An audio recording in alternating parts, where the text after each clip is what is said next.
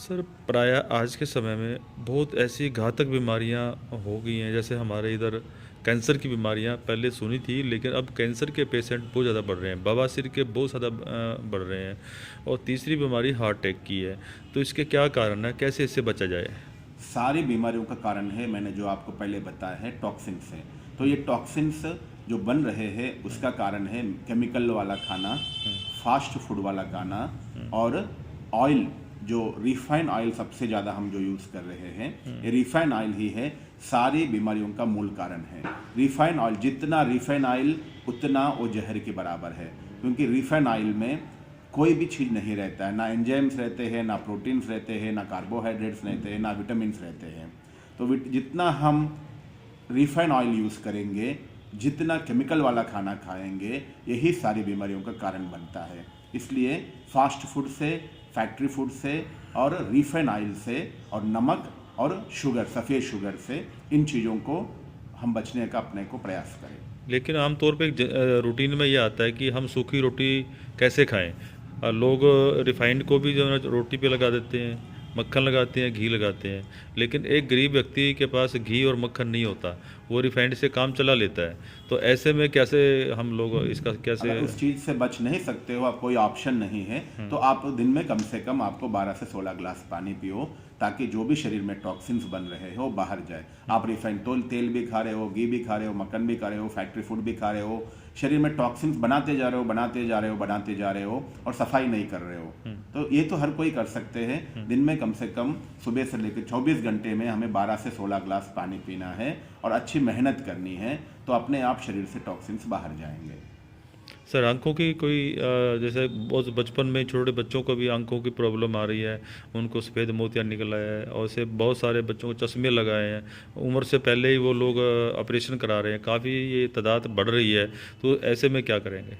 तो ये जो बचपन की बीमारियां होते हैं, इसका कोई इलाज नहीं होता है। मगर हम जितना अपने आप को, जैसे बड़े होते चलते रहते हैं, 20-30 साल 40 साल की उम्र में जो आंखों का लोगों को जो ज़्यादा प्रॉब्लम्स आते हैं, उसके कारण से विटामिन और मिनरल्स की कमी।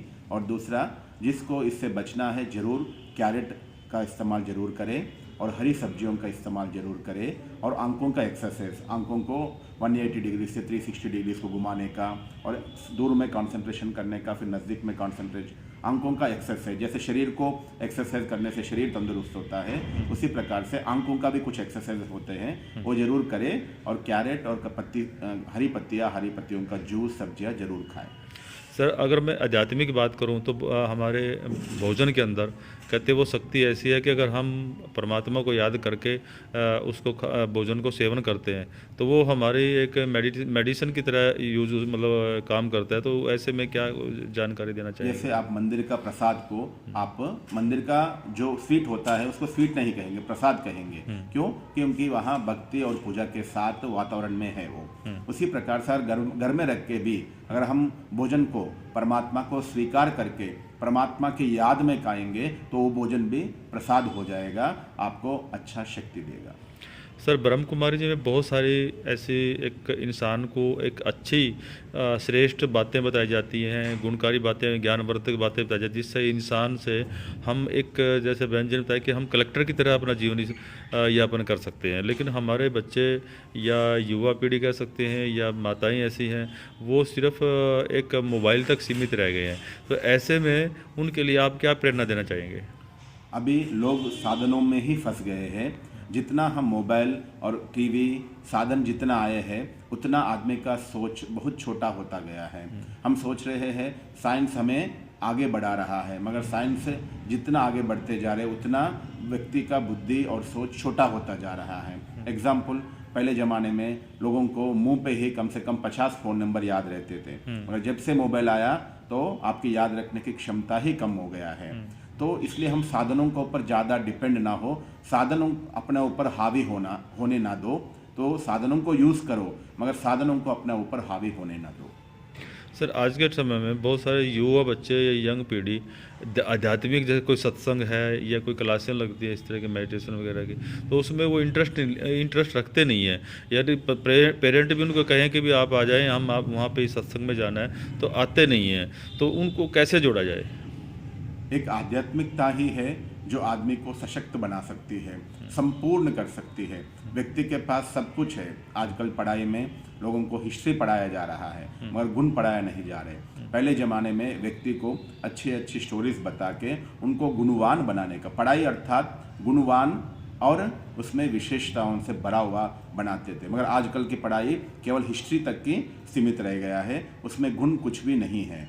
तो हम एक ही आध्यात्मिकता है जो व्यक्ति में गुण ला सकता है। जो लौकिक पढ़ाई है दुनिया भर का ज्ञान आपको दे सकता है, मगर व्यक्ति को गुणवान बनाने के लिए आध्यात्मिकता बहुत जरूरी है। नहीं है तो व्यक्ति केवल पढ़ाई पढ़ के अपने आप को बहुत होशियार समझ रहा है, मगर जब परिस्थितियाँ आते हैं उसका सहन शक्ति खत्म हो रहा है। हर छोटी बात में लोग सुसाइड करने तक भी जा रहे हैं। क्यों? क्योंकि मन में शक्ति नहीं है, बुद्धि में अच्छी ज्ञान है, अच्छी बातें, दुनिया भर की बातें जान लिया है, मगर व्यक्ति अपने आप से दूर होता जा रहा है। एक ही आध्यात्मिकता है जो अपने आप से परमात्मा से जोड़ेगा, वही आत्मा को शक्तिशाली बनाएगी।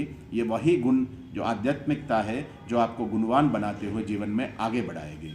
सर लास्ट क्वेश्चन है कि जो भी भाई बहन क्लास में आते हैं, सुबह की मुरली सुनते हैं, उसके बाद भी चाव होता है कि मेरे याद नहीं रहा, मैं घर जा कर के उसको दोबारा रिपीट से देखना चाहूँगा। लेकिन जो एक परमात्मा की हम एक आत्मा को देखते केंद्र बिंदु कंसंट्रेट करते हैं, तो वो हमें मुरली याद नहीं रहती है। हम बड़ा कोशिश करते हैं कि हम मुरली को याद रखें, हमारे कंट्रस्ट हो। जो बताया कि मुरली में बाबा ने कि ये जो पूरा क्लास में 1 घंटे का लेक्चर चला, लेकिन बट वो याद नहीं रहते। उल्टा कि बहुत सारे भाई बहनों का एक ये सवाल होता है कि हमें नींद आने लग जाती है, ध्यान कहीं और भटकता है। ऐसे में क्या मतलब उपाय करें? उसके लिए हम कभी भी कोई भी चीज़ मुरली सुनने के लिए आए, सत्संग जाने के लिए जाए, हम कम से कम 10-15 मिनट पहले जाए, मन और बुद्धि को तैयार करें। पहले मेडिटेशन में बैठे, मन को भ्रुकुटी में एकाग्र करें और अपने आप को, मन और बुद्धि को तैयार करें कि हम कुछ अच्छी बातें सुनने के लिए बैठे हैं। जैसे दूध का पात्र होता है, अगर आप दूध लेना है तो पात्र को बहुत स्वच्छ रखना पड़ता है, नहीं है तो दूध फट जाएगा। उसी प्रकार से हम कोई भी अच्छी बातें सुनने के लिए सत्संग में आते हैं तो हमारा मन और बुद्धि को स्वच्छ बनाए। पहले 10-15 मिनट पहले आए, मन को काम करे, साइलेंट करे और उसके बाद सुनेंगे। मन और बुद्धि को स्वच्छ रख के सुनेंगे तो बातें याद रहेंगे, नहीं तो आप सुनेंगे आपको कुछ भी समझ में नहीं आएगा। उसके लिए मन और बुद्धि को स्वच्छ रख के परमात्मा के साथ सच्चा प्यार के साथ, भावना के साथ जब आप मुरली सुनेंगे तो या कोई भी सत्संग की बातें सुनेंगे, याद रहेगा। Thank you sir.